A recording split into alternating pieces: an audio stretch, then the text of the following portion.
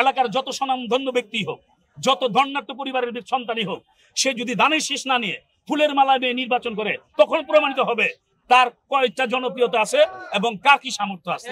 আপনারা জেনে রাখেন যে আমি দানের শীষের প্রার্থী। দানের শীষের জনপ্রিয়তা বাংলাদেশের কোনো জায়গায় কম নাই। আমি আসলে জাতীয়তাবাদীর রাজনীতি করি, আমি বিএনপির রাজনীতি করি। বিএনপির যারা ভোটার তারা এলাকার জন্য কোনো ব্যক্তিরে ভোট দেয় না, দিবেও না। এলাকার যত স্বনামধন্য ব্যক্তি হোক, যত ধন্যাঢ্য পরিবারের সন্তানই হোক, সে যদি দানের শীষ না নিয়ে ফুলের মালা নিয়ে নির্বাচন করে, তখন প্রমাণিত হবে তার কয়টা জনপ্রিয়তা আছে এবং কার কি সামর্থ্য আছে।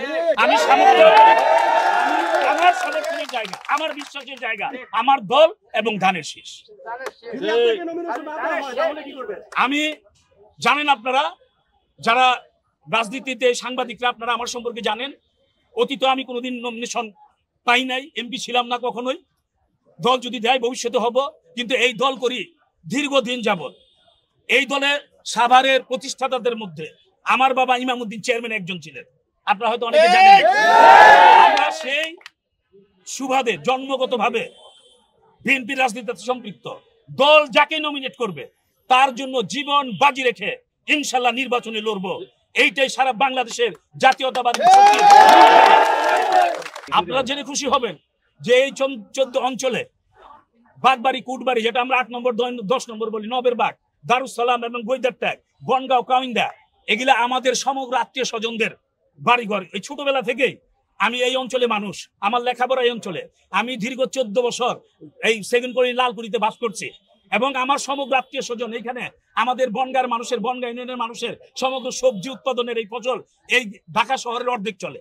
অতএব এখানে না আমিও পরিচিত, না এই অঞ্চলের মানুষ আমারে চিনে না। অতএব 14 আসনের সাথে আমাদের সম্পৃক্ততা আগেও ছিল, এখন 14 আসনের সাথে আমার এই 2টা ইউনিয়ন সম্পৃক্ত করাতে ইনশাল্লাহ আমাদের জন্য আরো সুবিধা হয়েছে। আর সবচেয়ে বড় কথা, আপনারা জেনে রাখেন যে আমি দানের শীষের প্রার্থী। দানের শীষের জনপ্রিয়তা বাংলাদেশের কোনো জায়গায় কম নাই। অতএব ব্যক্তি নয়, দলকে ভালোবেসে মানুষ ভোট দিবে, তাকেই ভোট দিবে। কেমন সাড়া পাচ্ছেন, সমর্থন পাচ্ছেন? নির্বাচনী ইস্তেহার কি হতে পারে সাধারণ মানুষ? আমার নির্বাচনী ইস্তেহার প্রথমত আমার দলের ইস্তেহার, এরপরে আমার ব্যক্তিগত ইস্তেহার। এত আগে সেটা তো আর দেওয়া সম্ভব না। আমি যদি নমিনেশন পাই ইনশাল্লাহ তখন একটা ইস্তেহার দেবো আমার ব্যক্তিগত। আর ইতিমধ্যে আপনারা দেখবেন সামাজিক যোগাযোগ মাধ্যমে আমি কিছু বক্তব্য ছোট ছোট ইতিমধ্যে আমি দিয়েছি, যে আমার ভবিষ্যৎ কর্মপন্থা আমি কিভাবে মানুষের সেবা করতে চাই। অতীত আমি জনপ্রতিনিধি ছিলাম, আমার বাবা জনপ্রতিনিধি ছিল, আমরা অতীত রাজনৈতিক পরিবার। অতএব মানুষের সাথে কিভাবে মিশতে হয়, মানুষের সাথে কিভাবে কথা বলতে হয়, অন্তত আমি ব্যক্তিগতভাবে এই অভ্যাস আমার আছে। এই ঘাটতিটুকু ইনশাল্লাহ, পলিটিক্যাল কোনো ঘাটতি যদি হয় তা আপনারা যারা আছেন, মুরব্বীরা যারা আছেন, আমার দলের সিনিয়র নেতৃবৃন্দ যারা আছেন, তারা আমারে বলবেন, আমি আমারে গাইড করবে, আমি সেই মতো করে চলবো ইনশাল্লাহ।